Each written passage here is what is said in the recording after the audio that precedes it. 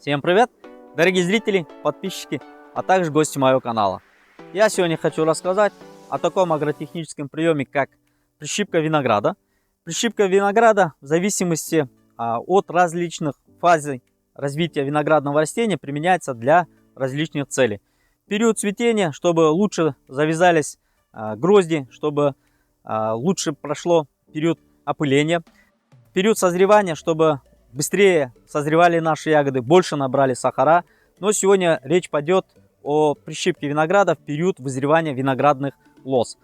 Особо это актуально для молодых, маленьких саженцев, также для вызревания лоз на прививках, так как после того, как мы сделали прививки, наши виноградные растения опаздывают в вегетации и период укорачивается. Также это актуально для созревания некоторых сортов черенков, так как физиологические данные, генетические данные сорта очень тяжелые и проблемные с вызреванием лозы. В частности, это касается такого сорта, как американский кишмиш Пандора.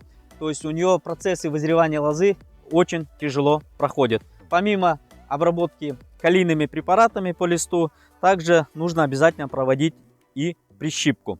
Но прежде всего источниками всех знаний должны поступать книги. Читайте побольше книги, ведь в книгах очень большое количество информации, и порою, чтобы написать одну страницу из этой книги, авторы потратили не один год своей жизни. Прежде чем приступить к прищипке и рассказывать о прищипке, я хочу выставить одну страницу, один рисунок из данной книги и немножко рассказать. Это наши физиологи проводили исследования о движении ассимилянтов в различные фазы развития нашего побега. Видим, что под первым рисунком это в начальной фазе, когда только распускаются наши побеги. Исключительно рост побегов в этот период происходит за счет запаса питательных веществ, которые накопились с предыдущего года. Видим в дальнейшем второй рисунок, третий рисунок. Но если обратить внимание, что в любом случае верхняя часть нашего побега больше потребляет ассимилянтов и является приоритетной для виноградного растения. Так вот, с помощью приема как прищипка, удаляя верхнюю часть, мы перенаправляем ассимилянты для других целей. И в период, когда происходит вызревание наших побегов, удаляя верхнюю часть неразвитых молодых листьев. Как известно, также из данной из этой книги, виноградные листья, достигшие только 50% своей величины, начинают активно вырабатывать ассимилянты и отдавать больше, чем потреблять для своего роста.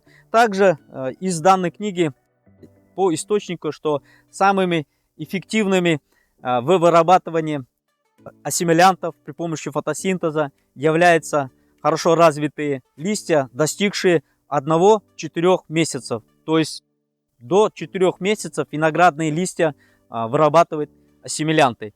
Поэтому, применяя прищипку, правильно применяя данный агротехнический прием, мы можем также перенаправить вырабатывание ассимилянтов для нужды виноградного растения. На сегодняшний день видим, что температурные показатели еще позволяют. Лично у меня в моем регионе стоят хорошие плюсовые температуры, но уже постепенно из-за смены и охлаждения дня и ночи, то есть разницы температур, наши виноградные растения уже перестают активно расти. В этот момент удаляем верхнюю часть побегов. На данный момент я покажу. И также это актуально для молодых растений, да, когда первый год высадили саженцы, то есть очень плохо с вызреванием. То есть пользуйтесь данными приемами. Видим наш побег, да, видим для роста он уже остановился рост, но удаляя вот так вот верхнюю часть неразвитых побегов, мы перенаправляем ассимилянты. То есть вот эти виноградные листья, они больше потребляют, нежели вырабатывают. Удаляя вот таким вот образом данную часть, мы ассимилянты, которые вырабатываются данными виноградными листьями, будем направлять на вызревание наших побегов. Это все, что я хотел сегодня рассказать. Всем пока, до новых видео.